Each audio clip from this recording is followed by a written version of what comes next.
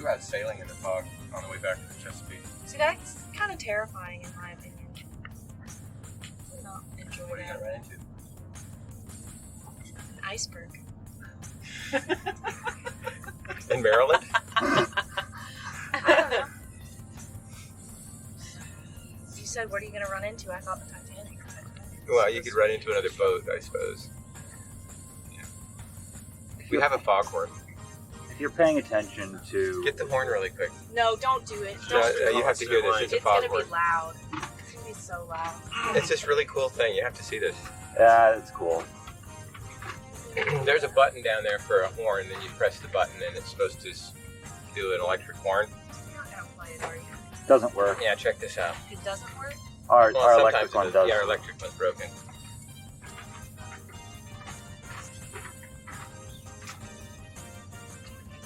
No. Nope. Sounds like a giant kazoo. It is like a giant Giant. That's exactly how it works. It's literally a giant kazoo. See, there's a piece of plastic in there. Yeah.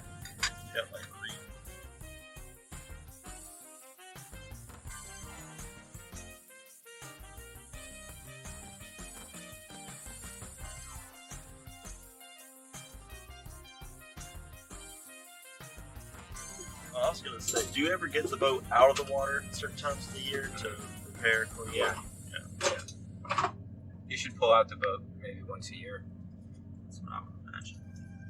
It's about $1,000 scenario every year. Just stay in a hotel or something. Or on the boat. Well, you pull it out for a day and put it back in. Some people, like in they the live on morning. their boat when they're out in the water.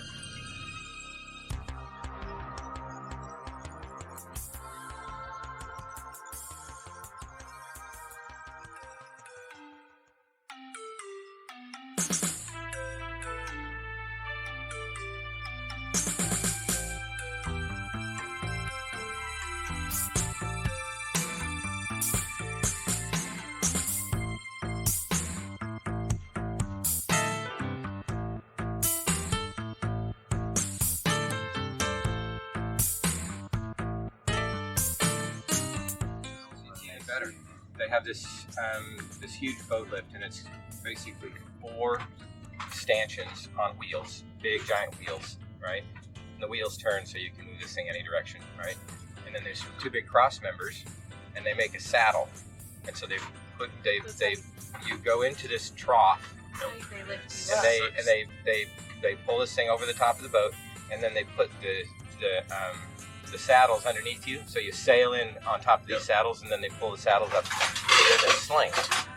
And then they haul you over to some place in the yard, and they lower the sling on stands. They have just metal stands that go up at an angle like that with pads on them.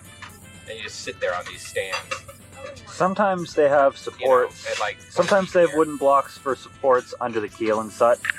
Yeah, they'll put a block under the keel. They do a lot of things to make sure it's stable. But these places But are... it's still a climb up the ladder. I mean, you're 15, 20 feet up a ladder. I'd rather be in the water. Yeah, just Oh yeah, you don't have to climb up 10 feet to get to your boat when you're in the water. Like a mezzanine or anything underneath the boat where you can clean the whole. If they're going to do that, you bring scaffolding. And you just move the scaffolding around.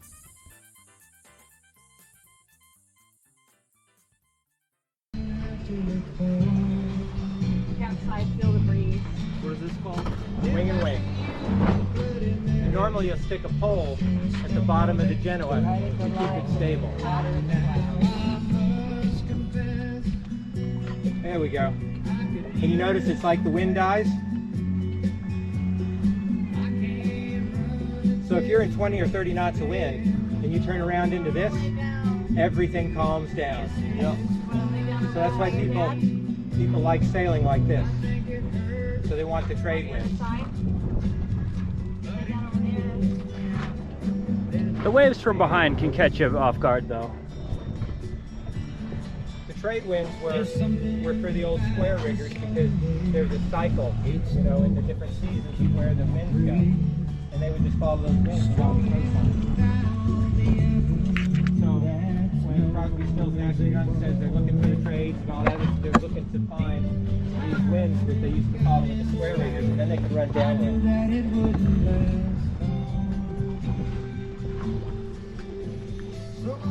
So we came down the coast mostly like this. But what you don't want is a crash jibe. If this thing comes all the way across, Yep. so you'll see me pulling it in if it looks like it's going to flop around. Because then there's less room for it to move. Yeah, less room for it to. Crash. Yeah. So this is continual maintenance.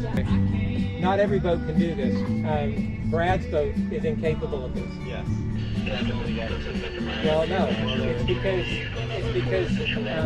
doesn't have this backstay, right? He has what's called flying backstays. He's got two of them that come down to the side, and so his main boom can only move about 30 degrees. Yeah, oh, it's down? It was down, yeah. Yeah, I mean, we're still in 20 feet of water, but still. we're going into 12. Yeah. I love the centerboard. What is it? What is that? That's the big keel that swings down. Oh, it's 800 pounds. So you'll notice when it goes up, we're going to start rocking side to side a little more. No. Not bad, because we don't have a lot of wind to waves. Just stay there. I'm not just stay there. Secure Melody? here. There's no reason to Fine. laugh at anybody because we've all been there. Yes, we It have. goes away. laughing. Paul is. Yeah, but it goes away.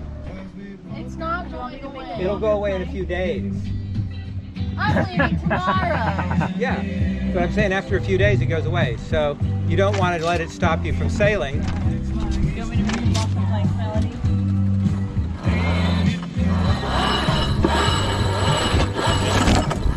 See, I had it mostly pulled in so it didn't crash.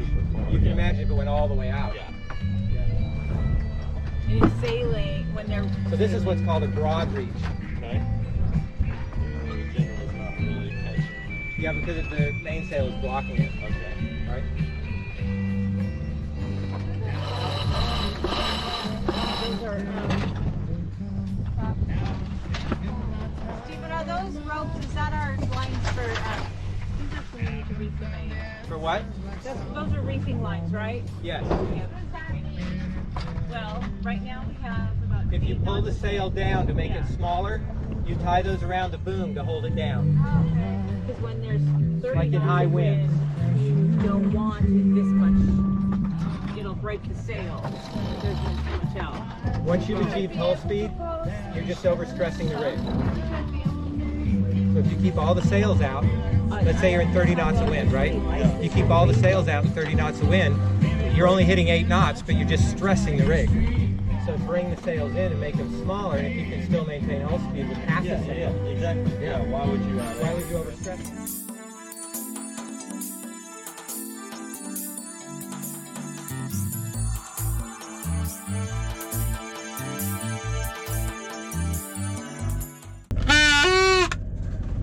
I need my little kazoo.